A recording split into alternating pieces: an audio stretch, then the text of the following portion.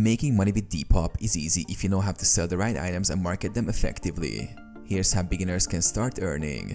Sell trendy and unique items. Vintage clothing, streetwear, handmade fashion, and Y2K styles sell well on Depop. Find items at thrift stores, flea markets, or even your own closet to resell. List items with clear, high-quality photos and detailed descriptions. Price strategically. Research similar items on Depop to set competitive prices. Offer bundle deals and discounts to attract buyers. Factor in Depop's 10% selling fee, plus PayPal transaction fees when pricing. Promote your listings. Use Depop's promoted listings or share items frequently to boost visibility.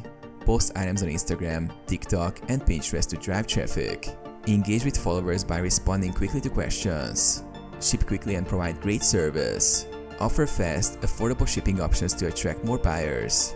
Pack items neatly and include a thank you note or freebie for good reviews. Flip items for profit. Buy undervalued items on Depop, thrift stores, or clearance sales and resell for a higher price.